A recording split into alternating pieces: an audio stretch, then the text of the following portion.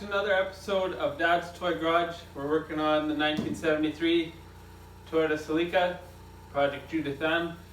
And today's going to be a lot of stuff with suspension work in terms of powder coat and pour 15. So I'm going to show you guys how I went about that in order to getting this thing closer to being on the wheels. You can see it's on the wheels here now.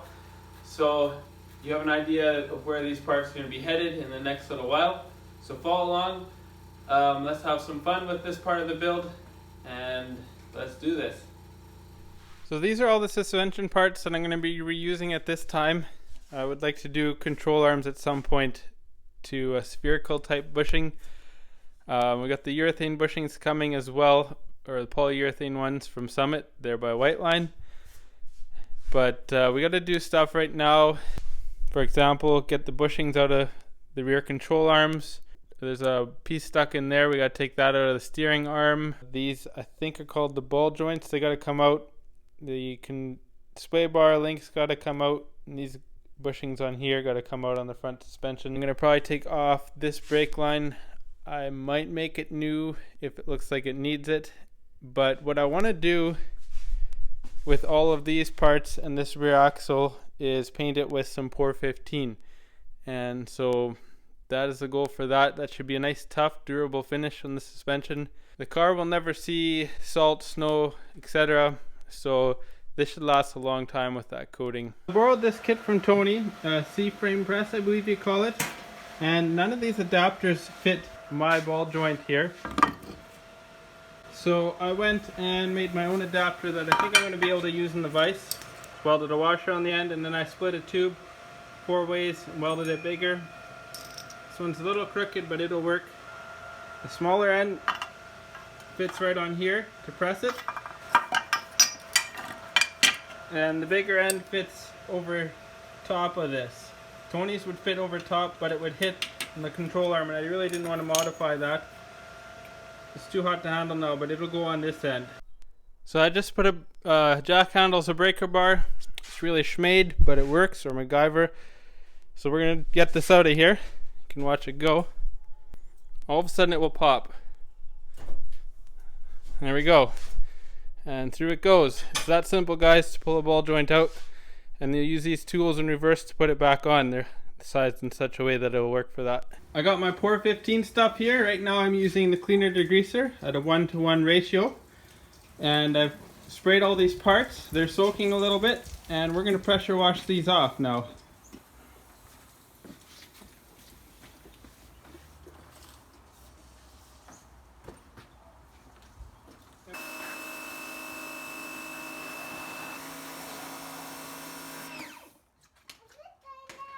Not yet.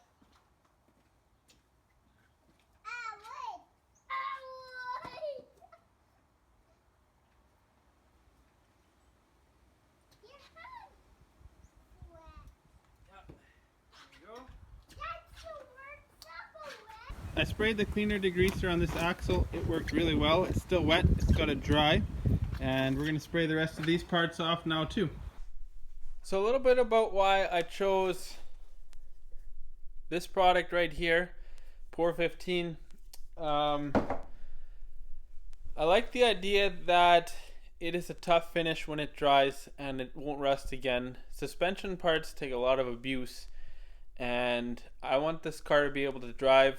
I want to do road trips with it, go to events. I plan on going to JCCS. I would love to do Hot Rod Power Tour. That's like high on my list when the car is done. I want something that's durable, and pour 15 is something that will be durable. And the other thing, I don't want to jack on the pinch welds on the rockers. I want those to stay clean. I've body worked them, but I want to be able to jack somewhere on the car, and so I'm going to be able to jack on the rear differential, for example, and those type of spots without giving a lot of damage, because it's supposed to be hammer tough. So that is my theory on this stuff. I made some hanger systems in the shop here for all the parts that I'm going to do pour 15 on.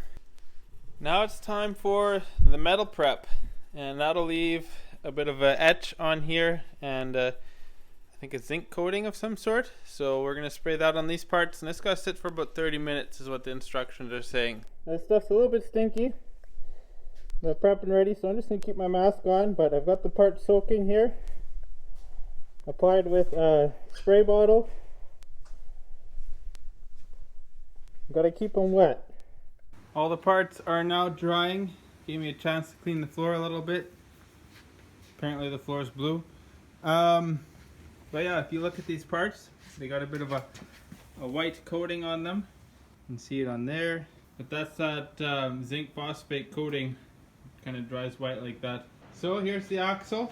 Starting to do with the Pour 15. It's gonna look pretty good actually. I'll be happy with that. I got half a can used. I've closed the can up. Now we're on the drying stage. It's just the smallest can you can get. I used half of that to do these items here. So I got the panhard bar, that steering piece, the battery box. I'm going to save the transmission mount for later because I need to make sure I have enough paint. Probably get that powder coated. All of these control arm type pieces done. I got the rear axle and the rack. A lot of these parts are aftermarket available for adjustable and spherical ends. To get the car rolling, I just want to get back on original parts with urethane bushings. So I'll give it a little bit of tight suspension. I'm not racing it, so really this might be good long term. But if this fails, I got the doubles over here. Fails in terms of paint, and I'll get them powder coated would be my next bet, and they're all removable. I think for these two bigger pieces here, like that is a big integral part. Once it's mounted, everything mounts to it. We'll get it powder coated would be something I'd be after. Same with the rack adapter from Kerry, and I'll get those brake shields powder coated as well. But half a can did all this stuff, guys, and I just brushed it on with a paintbrush. And that thing will be rock hard later when it's done. So I got a bunch of parts painted with the Pour 15, and they're all on second coat now. Looking pretty sharp. Hopefully this stuff works like advertised. Some of you will probably be commenting on top coating. This is going under the car. There is no UV lights under the car. If there is, I have a bigger problem. Something like rollover maybe. But yeah, I'm gonna leave it at that. 2 coats, Pour 15, and we'll see what it does over time. All my black parts, and I'm mostly happy with them.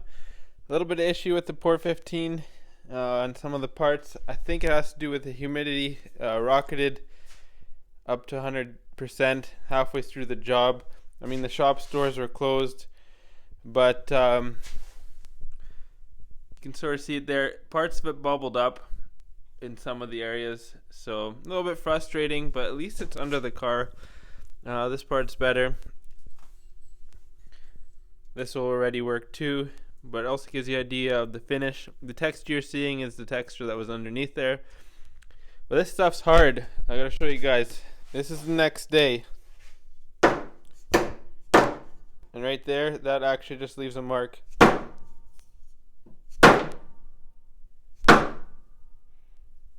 That stuff's tough. I think that'll work good. I've heard of it being brittle and flaking off, but on like body panels, this is all on my stiff parts. So time will tell.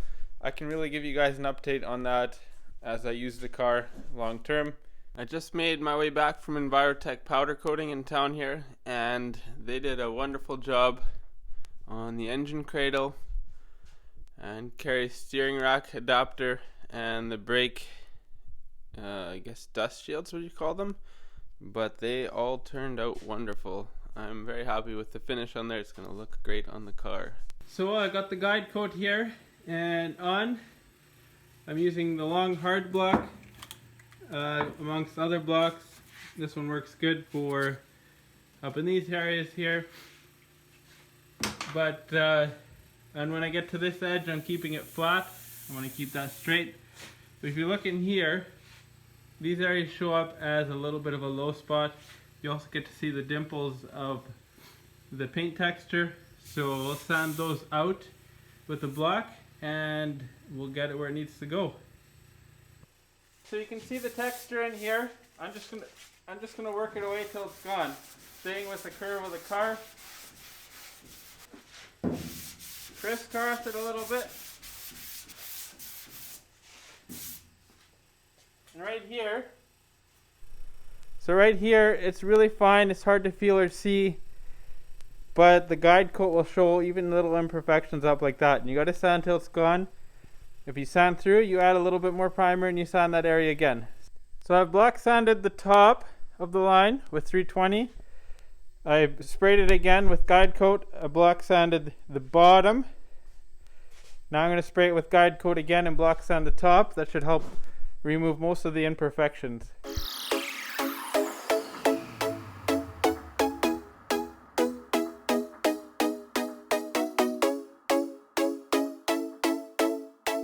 And I've gone through a little bit. That'll just be a spot prime, and then I'll block that again.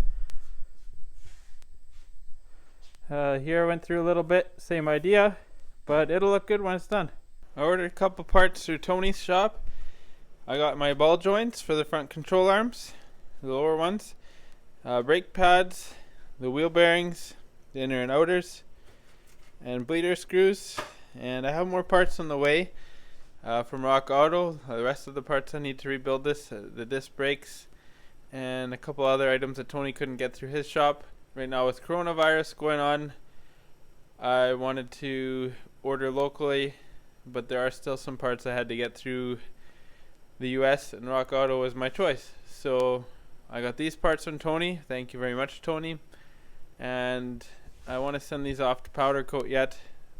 Most of my parts on the chassis are gloss black, but I feel that the brake components should be semi-gloss. From what I understand reading, powder coating is durable on brake fluid, but it will discolor. I've heard of some guys having peel, but most powder coating places are saying their stuff can withstand brake fluid, but there's probably discoloration or it will soften up a bit. So discoloration being like it's going to go flat in terms of shine, so may as well paint it flat to begin with. And then if you do get a bit of brake fluid on there installing or doing a brake job, it won't be as bad. It's been really good to get all the Pour 15 done on these parts. I don't enjoy the Pour 15 application. I mean, it is just rolling. It feels a little silly being an automotive painter, rolling paint on, but it flows out nice. There's a little bit of issues we had, but they won't be too bad. But I'm also very impressed with the work Envirotech did on my powder coated parts. I will definitely send some more parts there. You'll see in the future video I got some of the brake parts done. There'll be more things like the transmission cross member that I want to get done. But as far as how often I post a video, I try and do it every 2 weeks on Tuesday. So if you're enjoying the build, feel free to tune in. Give it a like and subscribe if you want to see more. Hit that bell. But until next time, we will talk to you later, and have a good one.